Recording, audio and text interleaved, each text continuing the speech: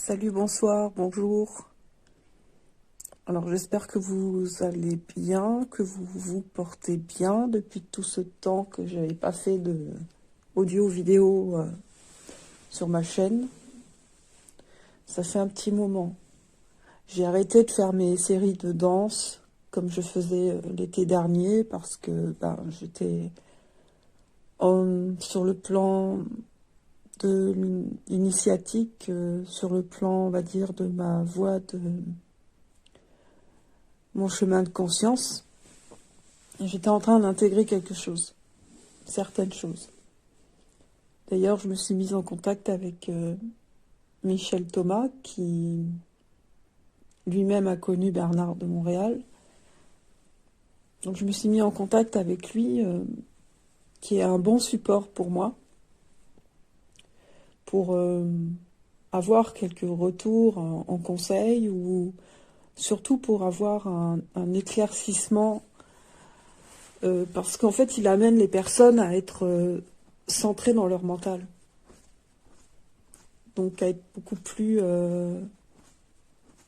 dans le centre mental, plutôt que de se disperser dans les pensées, vous voyez.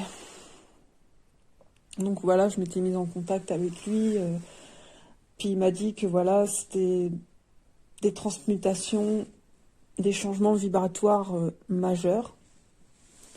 Alors, moi j'ai pas envie, là, ça sert à rien de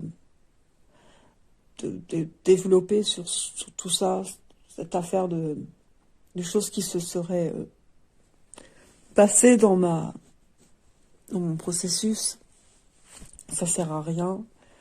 Tout ce qu'on intègre, de toute façon, ça reste individuel et personnel. Mais ce qui est très intéressant surtout, c'est de parler avec les nouvelles prises de conscience, avec le nouveau savoir qu'on a. Parce que en fait, c'est pas le témoignage qui va se transmettre, c'est vraiment s'il y a des nouvelles fréquences vibratoires, s'il y a des nouvelles hauteurs vibratoires, c'est ça qui est intéressant et qui est transmissible. Je ne sais pas si on peut dire ce mot-là, transmissible, peu importe.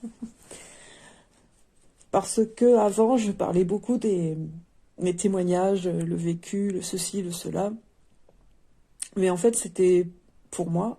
Et d'ailleurs, aujourd'hui, c'est toujours pour moi que je fais ces vidéos-là, parce que je trouve qu'il faut commencer par soi, parce que le faire pour les autres, partir du principe qu'on fait des vidéos pour les autres, déjà c'est se prendre au sérieux, et c'est se prendre pour un maître ou un enseignant, et c'est retomber dans de la spiritualité. Or, la spiritualité, c'est quelque chose qui devient très subtil, surtout quand on est rendu à n'avoir plus que des résidus spirituels.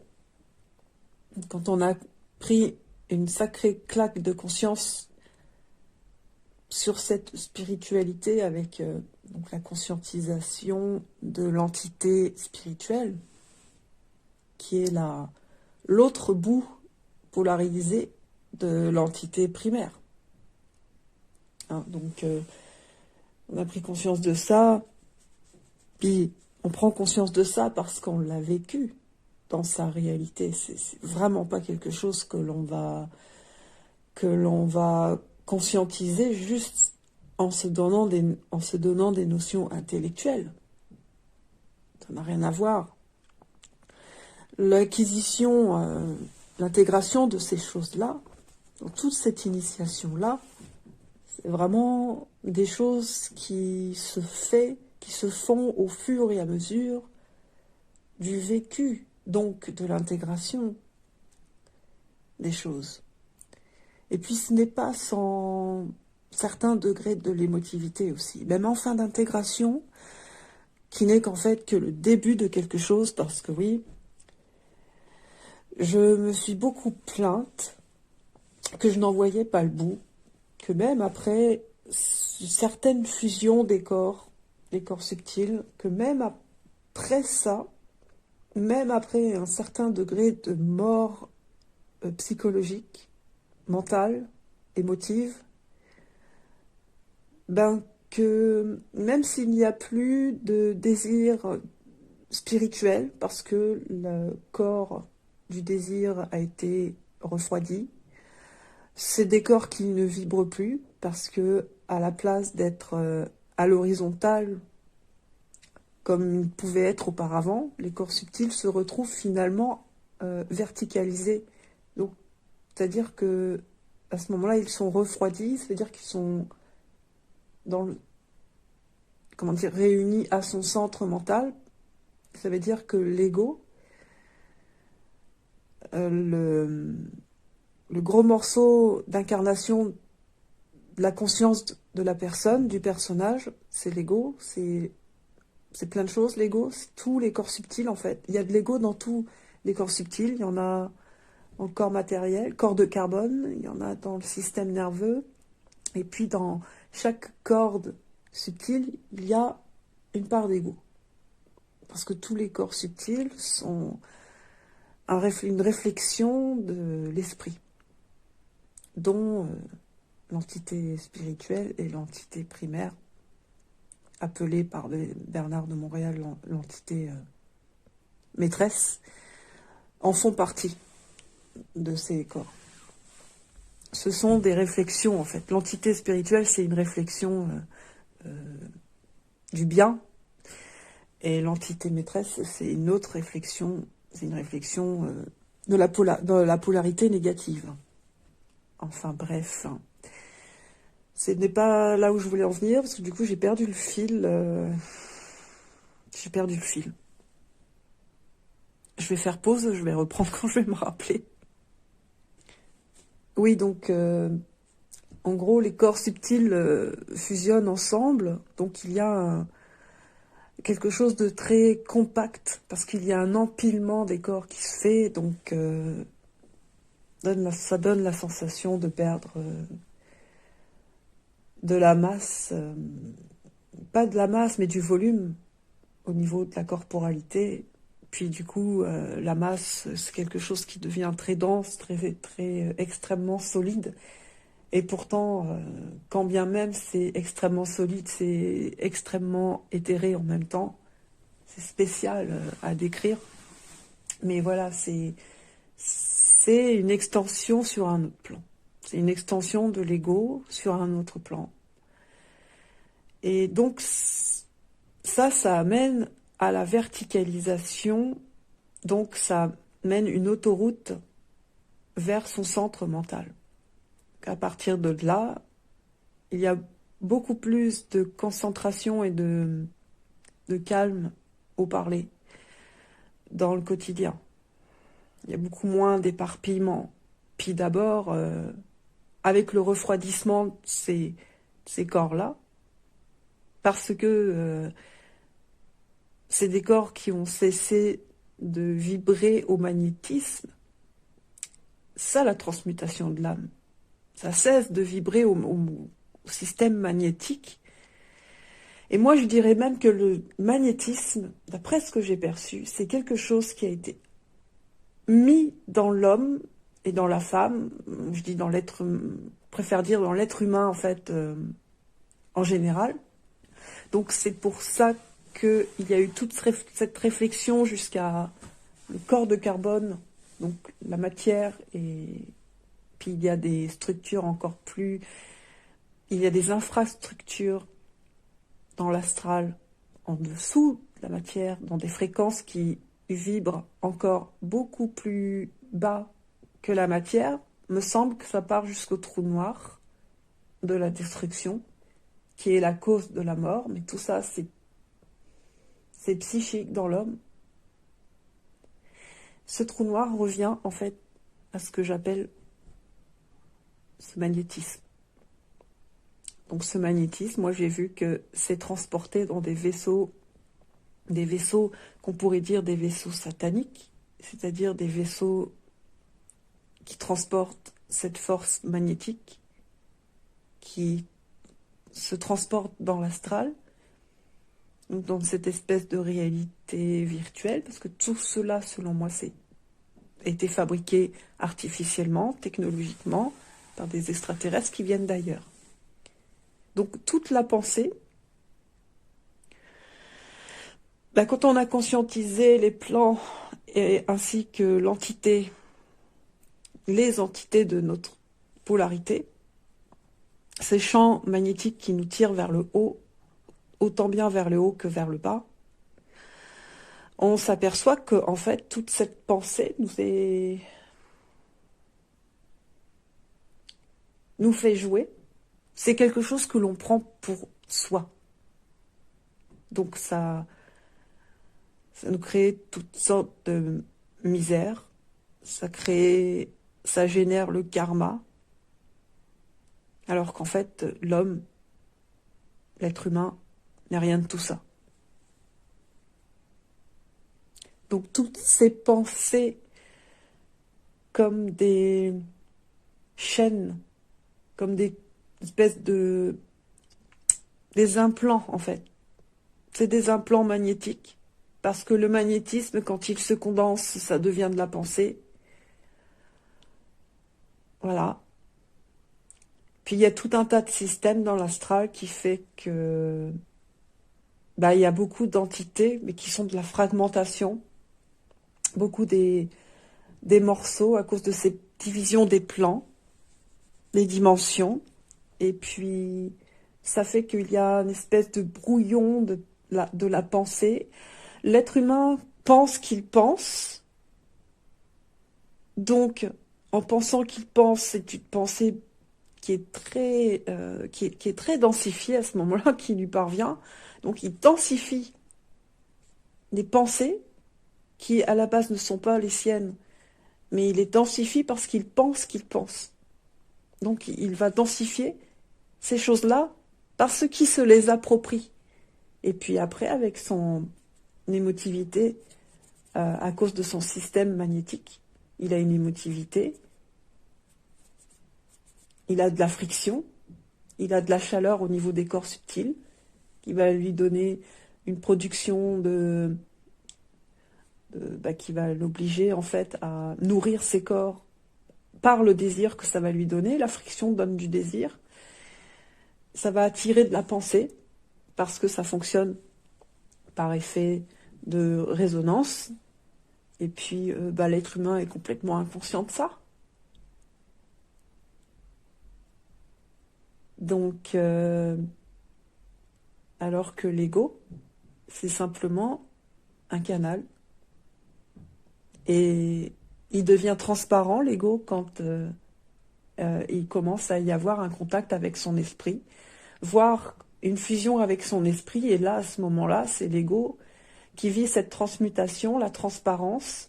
Et tout à l'heure, je parlais de la transmutation de l'âme, ça y est, ça me revient, que l'âme, au moment de la transmutation, alors ça ne se fait pas d'une année pour l'autre, parce que c'est quelque chose qui a lieu après des années, plusieurs années de préparation. Ça varie selon les personnes. Ça passe par le cellulaire, l'atomique. Il y a plusieurs transmutations cellulaires avant la transmutation de l'âme, parce que la cellule doit être préparée petit à petit, parce qu'au niveau de la vibration, si on augmente la vibration d'un niveau trop haut au niveau de la cellule, ça ne va pas le faire. Il y aura trop de champs d'informations d'un seul coup à intégrer, ça n'ira pas. Le but, ce n'est pas de devenir cinglé dans ces intégrations. C'est comme au niveau du système nerveux, vers la fin d'une intégration majeure, je parle, donc vers la fin, mais en fait, on s'apercevra qu'il n'y a jamais de fin, même pour ceux qui sont, entre guillemets, fusionnés avec leur esprit. C'est le début, ce n'est qu'un début, c'est une autre ère, c'est un autre développement, et c'est un autre niveau d'intégration, et les intégrations continuent. Donc, moi je dis, je crache sur l'orgueil. Je le dis, il faut cracher sur l'orgueil parce que l'orgueil nous fait penser, nous fait croire qu'on est arrivé au bout de quelque chose. D'ailleurs, on va tendance à se plaindre que l'on n'en voit pas le bout. Et tout ça, c'est une espèce de polarité entre l'orgueil et les lamentations psychologiques. Donc, puis en sachant que l'orgueil, c'est l'entité spirituelle qui est une réflexion de la polarité très positive qui nous ramène cette réflexion de la polarité, parce que, pas de la polarité, mais de l'orgueil, parce que l'orgueil, en fait, on vit l'orgueil parce qu'on est plafonné en même temps. Il y a l'entité primaire, pas l'entité primaire, mais là l'entité, je me mélange un peu, l'entité spirituelle qui nous envoie une très très belle image, très magnétique de nous-mêmes, ou du double cosmique, parce que l'entité spirituelle, c'est une copie du double cosmique. C'est une copie, comme un clone, mais ce n'est pas du tout le réel. Et alors, dès qu'on la voit, dès qu'on le voit par image, comme un miroir, ça nous envoie un espèce de miroir, c'est miroitant, c'est mirifique, c'est hypnotisant, c'est très magnétique. Puis on se reconnaît comme soi. Et puis là, on devient un gourou sectaire, on devient enseignant spirituel. Puis dans le domaine du supra, il y en a qui ont vécu une fusion, mais qui ont apparemment beaucoup de résidus spirituels quand même, qui font que ils ont plein de codes spirituels, donc ils continuent de fonctionner sur des codes spirituels. Il y a une époque où j'étais très virulente envers ces personnes-là. Je me suis calmée parce que, mis à part que si c'est la volonté qui intervient, je ne vais jamais laisser maintenant, dès à présent, je ne laisserai jamais mon ego faire les choses à la place. Quand on sait que l'esprit peut faire, du moment qu'il y a un contact avec son esprit, on n'a plus nécessairement besoin de laisser l'ego prendre les choses en main, alors que l'on sait que l'ego, il est dans l'illusion du libre arbitre. Alors qu'en fait, on sait que le libre arbitre n'existe pas. Pour l'esprit, le libre arbitre n'existe pas. L'esprit peut, à travers nous, en passant par soi, prendre sa destinée en main, briser certains programmes, mais l'ego ne doit pas trop en demander non plus. Donc, c'est pour ça que, voilà, l'ego doit simplement suivre les mouvements de son esprit, et du reste, il n'a pas à s'occuper du reste. Il n'a qu'à s'occuper de ses oignons, et que même ces personnages, ces personnes qui sont avec des codes spirituels, qui montent des écoles spirituelles, des trucs et des bidules, en fait, ça a sa raison d'être. C'est parce que ça répond à quelque chose qui dépasse l'entendement, ça dépasse quelque chose qui fait partie de la subjectivité. Et ça, je veux dire, l'esprit n'en a rien à foutre, en fait, de la subjectivité, quoi. Donc, c'est pour ça que je dis que je n'ai rien à faire de tout ça, je n'ai plus à traiter de tout ça, tant que c'est pas la volonté de mon esprit qui fait que. Ceci dit, pour traiter les résidus spirituels qu'il reste, dans mon cas en tout cas, c'est pas facile. J'ai beau me dire ça, mais en fait, l'ego ne peut rien faire sans l'intervention de son esprit. Et là, je me suis rendu compte que l'ego peut faire tout ce qu'il veut, il peut taper des mains, des pieds, n'importe quoi, mais tant que c'est pas l'esprit qui donne le mouvement, il n'y aura aucun changement en fait. C'est l'esprit seulement qui va réduire tout ce qu'il y a à réduire, et l'ego ne peut absolument rien faire. Ça, on s'est bien rendu compte. Et c'est là que je me suis rendu compte que, en fait, l'ego s'illusionne de penser par lui-même. Donc, j'en reviens à la pensée, encore une fois, c'est quelque chose vraiment, vraiment à conscientiser. C'est pas quelque chose qui s'explique. Vraiment, faut le voir pour soi, par soi. Mais je dirais que c'est vu uniquement à partir du moment où le corps de désir ou le corps spirituel a été refroidi. Or, c'est le dernier morceau à être refroidi dans son système d'intégration, dans son processus de fusion. C'est le dernier morceau à être refroidi. C'est pour ça que la spiritualité, c'est la dernière chose à être en état de fonte, avec le rapprochement, la proximité avec son esprit. Donc c'est les résidus spirituels, ça en revient à la psychologie, c'est de la psychologie élevée. C'est une forme de psychologie du sentiment, parce que l'amour spirituel, c'est ça en fait. C'est l'amour, c'est à cause de l'amour, c'est par l'amour spirituel, qu'en fait on a eu de l'amour pour les plans, pour les entités, pour l'entité spirituelle, pour les guides de lumière, les anges, les archanges, toute la milice. On a eu de l'amour pour ça, donc c'est pour ça qu'on était en quarantaine dans les plans. Et on comprend en fait pourquoi, on comprend le but de se sauver de tout ça, et on comprend la forme de la colère, voire la haine, à la fin, pour pouvoir en fait se dégager de ça, parce que en fait, à un moment, il faut faire un choix. Donc en fait, il faut faire ce basculement de l'amour spirituel dans la haine, pour se servir de cette haine, pour renverser les plans, pour se défaire des plans, pour brûler ces plans en soi. Parce que les plans, ils sont en soi, c'est pas quelque chose à faire à l'extérieur de soi. C'est quelque chose qui se brûle à l'intérieur de soi. C'est pour ça le processus, il fait mal.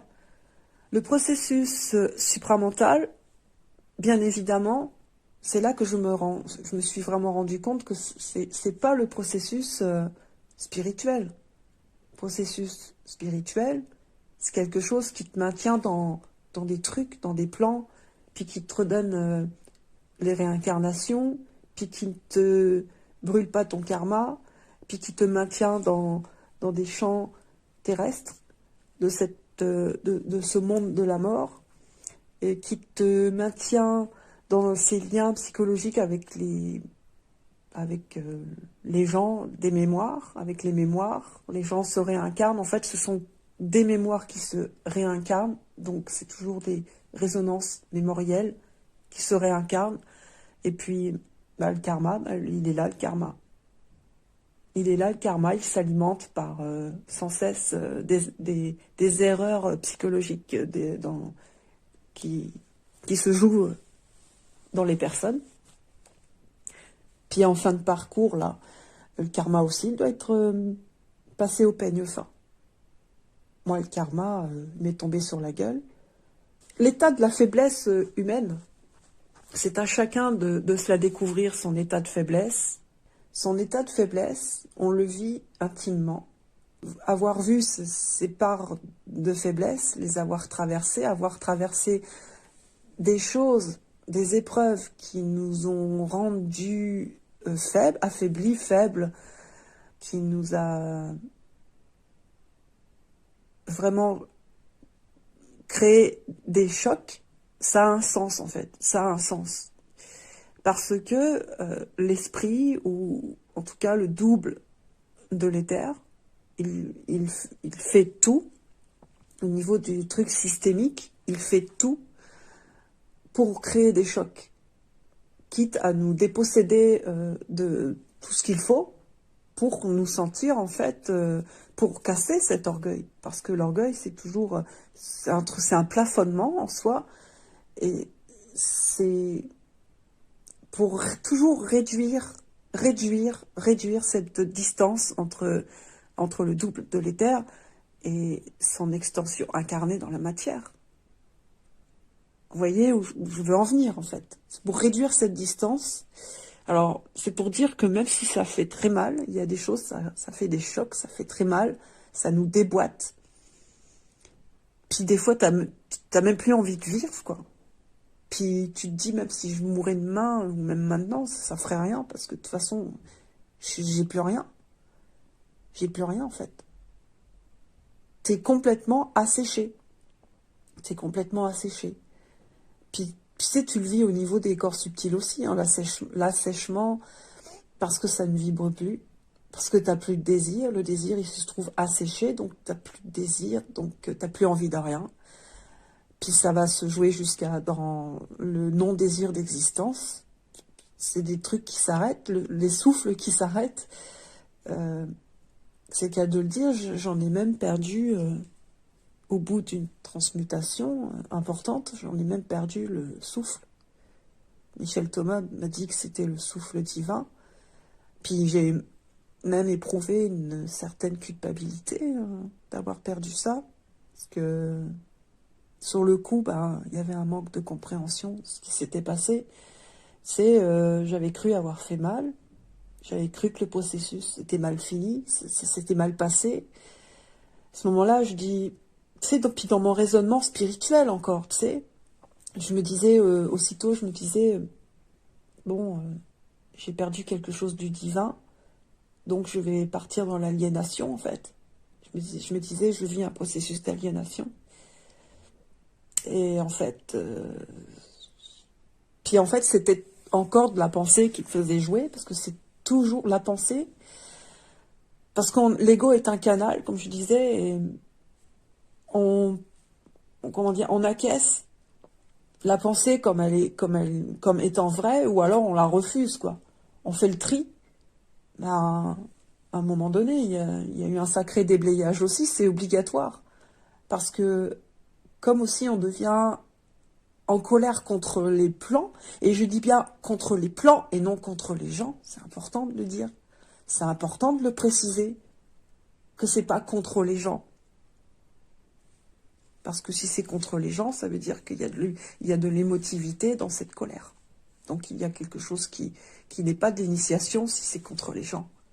Et si c'est de l'émotivité comme ça, avec toutes ces colorations, sa subjectivité, donc ce qui n'est pas réel en soi, ce n'est pas le signe que ça fait partie de l'initiation.